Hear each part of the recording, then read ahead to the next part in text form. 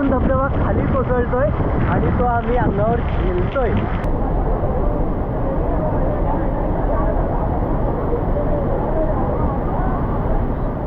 Good morning friends. काल अचानक मनात आलं आणि निश्चय झाला देवकुंड वॉटरफॉल पाहायचं. नॉनस्टॉप ठाणे ते देवकुंड हा प्रवास करत आपण पोहोचलो आहोत देवकुंड येथील पार्किंग लॉटमध्ये. आत्ता इथून आपल्याला पायी प्रवास करायचा आहे. 1.5 ते 2 तासाचा एक प्रवास असेल. कंटिन्यू चाललो तर 1.5 तास, शूटिंग करत चाललो तर एक 2-2.5 तास आपल्याला लागतील.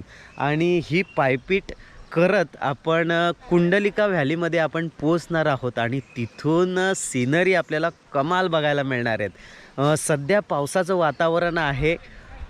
माझ्या पाठीमागे हे वातावरण बघा.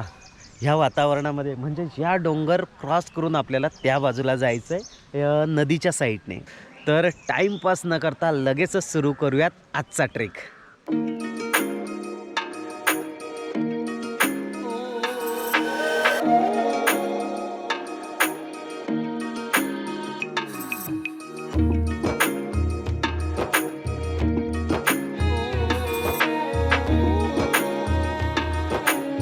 मित्रांनो, पॅकिंग संपूर्ण झालेली आहे.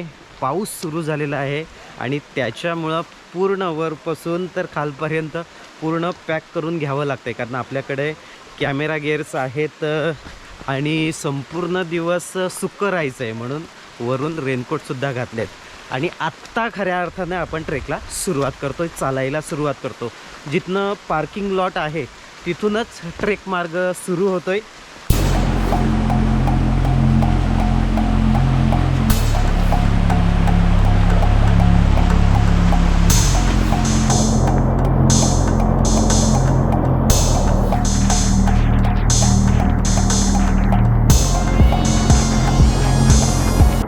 ओढा क्रॉस करण्यासाठी लोखंडी पुलाची व्यवस्था केलेली आहे.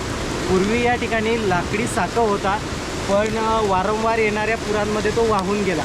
मग आत्ता प्रशासनाने लोखंडी पुलाची व्यवस्था केलेली ही कायमस्वरूपी आहे. जाऊया.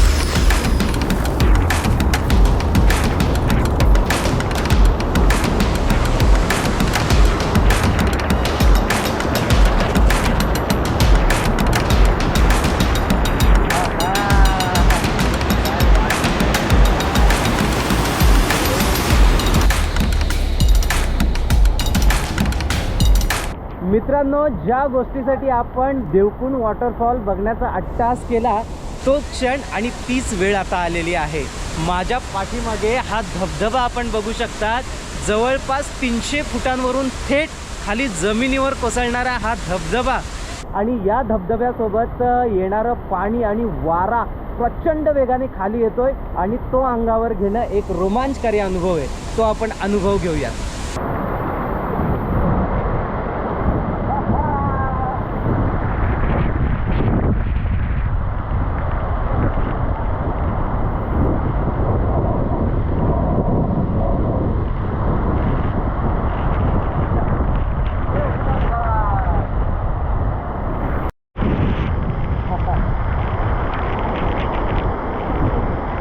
फुटांवरून पाणी कोसळतं आणि ते थेट आपल्या अंगावर झेलणं हा रोमांच आहे. आणि हा रोमांच फक्त आणि फक्त सह्याद्रीमध्येच अनुभवायला मिळतो. दुसरं हे जगामध्ये कुठेच सुख नाही आहे. जर हा रोमांच अनुभवायचा असेल तर सह्याद्रीमध्ये आपल्याला फिरायला हवं. इतकं सुंदर चित्र आहे. थेट 300 फुटांवरून धबधबा खाली कोसळतोय आणि तो आम्ही अंगावर झेलतोय. अक्षरशः त्या पाण्याचे छोटे छोटे छोटे छोटे तुषार होत आहेत. खरंच खूप मजा येते.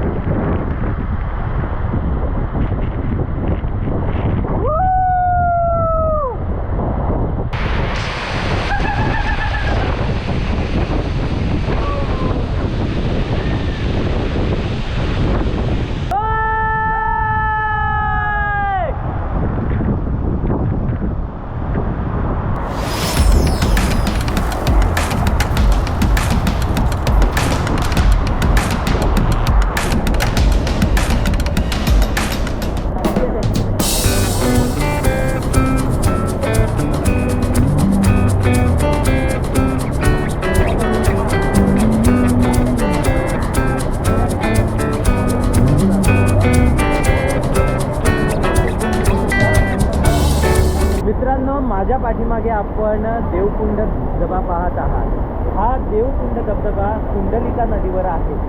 वरून वाहत येणारी म्हणजे पुन्हा लोणावळा परिसरातून वाहत येणारी कुंडलिका नदी थेट उंचावरून खालच्या बाजूला म्हणजे कोकणामध्ये पडते आणि तिचं हे दृश्य बघायला खरं तर 7 किलोमीटर लोक पायपीट करत इथपर्यंत येतात।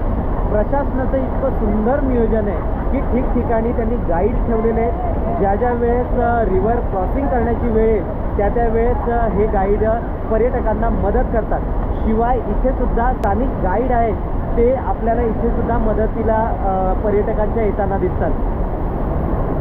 हे गाईड आहेत आणि ते या कुंडावर लक्ष ठेवून असतात की जेणेकरून कोणी आतमध्ये जाऊ नये, कोणी दुर्घटना होऊ नये याच्यासाठी ते जातीनं या ठिकाणी उपस्थित असतात। म्हणजे दुर्घटना घडणं एकदम रेअर आहे, अजिबात घडतच नाही आहे। त्याचं कारण येथील स्थानिक प्रशासन। आपण येथील स्थानिक प्रशासनाला मनापासून धन्यवाद देऊयात। 100 रुपये पर व्यक्तीचं मूल्य या ठिकाणी घेतलं जातं, पण तशी सेवासुद्धा दिली जाते। आपण हा धबधबा एन्जॉय करूया।